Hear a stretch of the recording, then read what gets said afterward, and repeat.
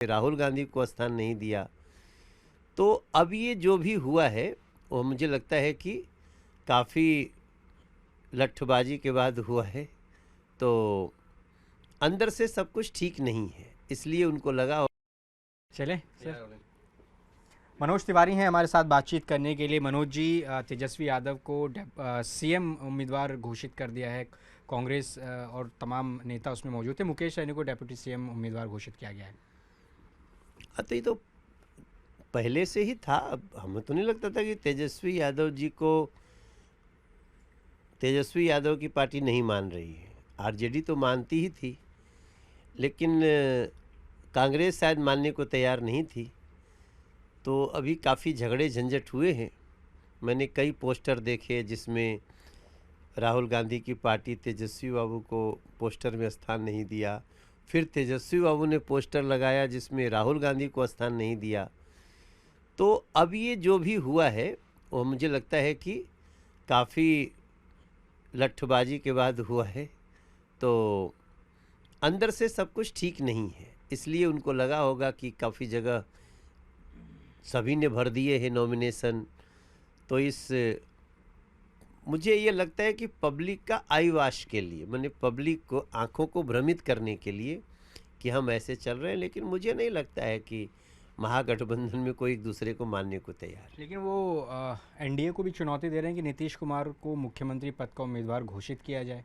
ये तो हम तो घोषित किए हुए हैं, उन्हीं के नेतृत्व में चुनाव लड़ रहे हैं। हमारे यहाँ कोई डाउट ही नहीं है। नहीं, बयान आ रहे थे कि विधायक तय करेंगे मुख्यमंत्री। आप तो विधायक तो हर बार तय करते हैं भाई। ये कन्फ्यूजन कौन बना रहा है? जिसका पहले से नाम नेतृत्व तय होता है, उसके बाद भी विधायक दल की मीटिंग होगी। वो एक संवैधानिक प्रक्रिया है और वो लोग निश्चित करेंगे कि हाँ हमारी ये है। तो वो तो लोकतांत्रिक प्रक्रिया है। एनडीए के सीएम फेस के उम्मीदवार नीतीश कुमार ही हैं। भाई नेतृत्व का मतलब ही होता है, हम जिसके नेतृत्व में लड़ रहे हैं वो हमारा नेता है। और विधायक दल का मंडल भी नेता ही चुनता है अपना। प्रधानमंत्री भी लोकसभा के नेता है, नेता चुन लिए तो हो गया। अब इसमें शब्दों का हेरफेर क्यों करते हैं ये लोग? वो करते हैं जिनको लगता है कि यार ये एनडीए बहुत मजबूत स्थिति में। क्योंकि तेजस्वी कह रहे हैं कि इस बार नीतीश बाबू को सीएम नहीं बनने देगी बीजेपी। भाई बीजेपी तो पहले से उनको बना के चल रही है। तेजस्वी बाबू अपनी चिंता करें, अपने महागठबंधन की चिंता। चलिए, आपने महागठबंधन में सब कुछ ठीक नहीं है, बिहार को लेकर ये सवाल उठाया, लेकिन महाराष्ट्र में महाविकास अघाड़ी, जो कि आपके विपक्षियों का गठबंधन है, वहाँ पर भी जो अब नगर निकाय के चुनाव होने, सुनने में आ रहा है कि वहाँ पर भी कांग्रेस अलग लड़ेगी। राज ठाकरे को लेकर वहाँ पर एक तरह से डिस्प्यूट महाविकास अघाड़ी में। देखिए, जो कांग्रेस एलाइड है, जितना अलायंस होगा उसमें आप जहाँ भी रिसर्च करेंगे तो पता चलेगा कि व्यक्तिवाद ज़्यादा है। भ्रष्टाचार, कौन ज़्यादा किसको हिस्सा मिलेगा लूट में, इसकी चिंता ज़्यादा है, स्टेट की चिंता नहीं है। आज हम धीरे धीरे इतनी सारी महिलाओं को सीड मनी मिलना शुरू हुआ, 10-10 हज़ार रुपया, 1.5 करोड़ महिलाओं को। ये व्यवस्था कैसे आई? आत्मनिर्भर हुआ है बिहार, आत्मनिर्भरता की ओर जा रहा है।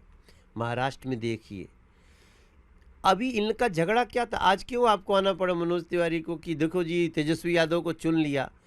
ये इन्होंने देखा कि हमारा झगड़ा तो जगजाहिर हो गया, तो इन लोगों ने एक छोटा सा कदम उठाया जिससे अब कोई बिहार की जनता समझ चुकी है। और कांग्रेस पार्टी हमेशा से ही छोटे दलों का अपमान करती है, वो उनसे सिर्फ सौदा करती है, कभी भी उस राज्य का विकास हो ये कांग्रेस की नीयत कभी नहीं रही। एक आखिरी सवाल, दिल्ली पर आते हैं। दिल्ली में पॉल्यूशन को लेकर खूब सियासी बयानबाजी हो रही है। आम आदमी पार्टी आपकी सरकार पर ये सवाल खड़ा कर रही है कि आपने डाटा चोरी किया। दिवाली के आसपास जो डाटा सीपीसीबी का आया है, इसके अलावा 15 एयर प्यूरीफायर दिल्ली सचिवालय में उनका टेंडर किया गया है।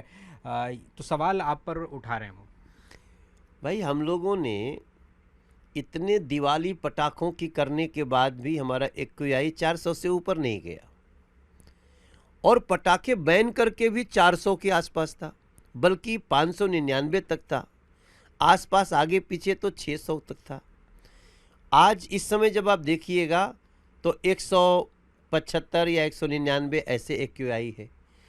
हम लगातार कई संसाधनों से कि लोग इलेक्ट्रिक व्हीकल खरीदें, इसके लिए जन जागरण कर रहे हैं, ताकि लोग अभी एक हाइब्रिड गाड़ियां खरीद रहे हैं, उसके लिए प्रोत्साहित कर रहे हैं हम लोग।